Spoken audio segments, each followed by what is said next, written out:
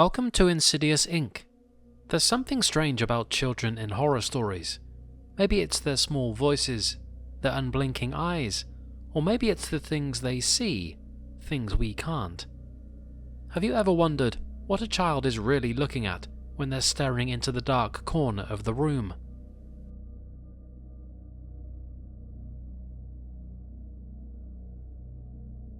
It happened in Oregon, late one night. A trucker named Rick was heading southbound on Highway 101.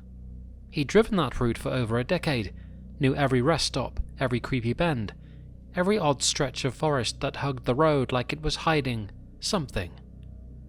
This night was worse than usual. Fog thick as milk, pressing up against the windshield like it wanted to. The wipers clicked rhythmically, doing nothing to push back the unease crawling up Rick's spine. Around 2:13 a.m., he passed mile marker 199. That's when he saw them. Two kids, just standing on the shoulder. A boy and a girl, maybe 8 or 9. They were barefoot and pale.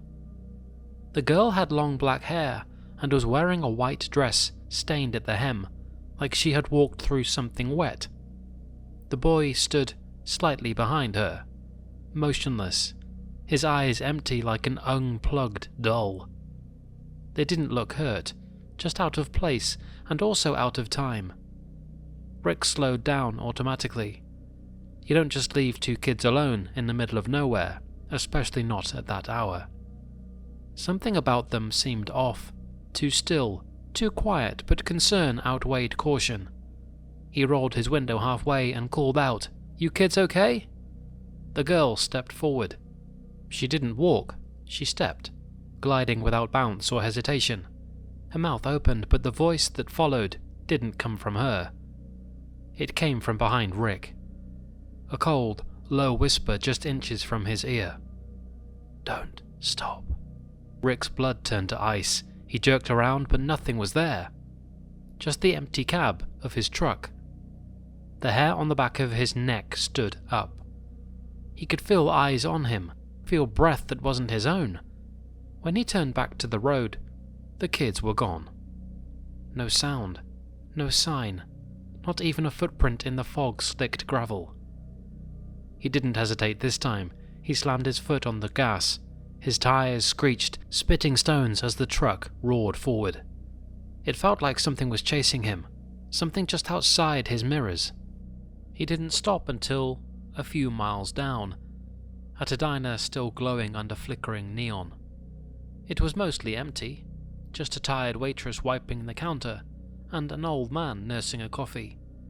Inside, Rick sat down, still shaking.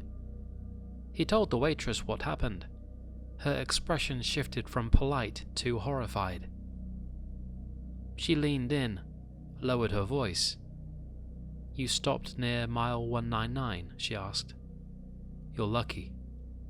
Then she pulled out her phone and scrolled to an old article.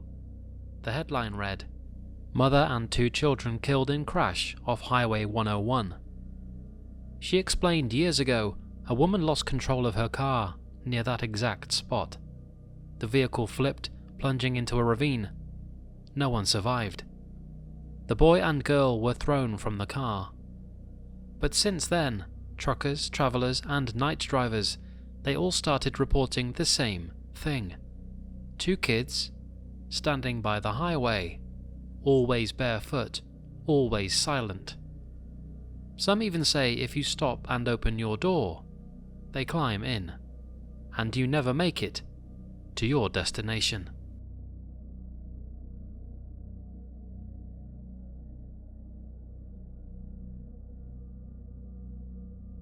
It started with small, little things. A glass falling off the table when no one touched it. Toys going missing only to reappear in strange places. Inside the freezer, under the bathroom sink, or floating in a bathtub filled with ice water. But the first time I really noticed something was wrong with my daughter, Ellie, was the night she stopped blinking. I don't mean she forgot to. I mean she sat there, cross-legged on the floor, eyes wide open for nearly 2 hours, just staring at the wall, Not a single flinch. Not even when I called her name or waved my hand in front of her face. Eventually, I touched her shoulder. That's when she blinked once and smiled with a wide, toothy, unnatural grin. That night, I decided to check on her while she slept. She wasn't in bed. I found her in the basement, sitting on the cement floor, talking to the dark, whispering. "Ellie?" I asked. She didn't respond. She just kept whispering. I couldn't hear what she was saying, but when I stepped closer, she turned, and the whispering didn't stop. Her mouth wasn't moving, but I could still hear it. The words were too fast, too garbled, and coming from somewhere just over her shoulder. After that night, things got worse. Lights flickered whenever she was upset. We'd find deep scratches in the walls, 3 long, jagged claw marks, always in sets of 3, and she began to speak in a voice that was not hers, which was deeper and rougher. One day, I found her in the kitchen with all the forks and knives laid out in a perfect circle around her. She looked up at me and said, "It's coming for you next, Daddy." That was when I knew it wasn't just sleepwalking or trauma. It was something else. I took her to a psychiatrist, to someone reputable, someone who specialized in childhood disorders, Dr. Felton. At first, he thought it was dissociative identity disorder or trauma-based schizophrenia. He even suggested it might be attention-seeking behavior, but then he had a session alone with her. It lasted for only 15 minutes. When he came out, his face was white, not pale, white, like someone had drained every drop of blood from him. He didn't say a word, just handed me a card and said, "This isn't psychological. Call this priest. Don't wait." I asked what happened. Dr. Felton only said, "She knew things about me, my thoughts, my childhood. She described a dream I had last night, word for word." I didn't wait. I called the priest. He came, then performed the rites. Ellie screamed, but not like a child, like an animal, like something cornered and starving and furious. The lights shattered, the house shook. When it was over, she collapsed and slept for 2 days. And when she woke up, she asked me what happened, like she didn't remember a thing. She's better now, mostly, but every now and then I catch her staring at the basement door and smiling.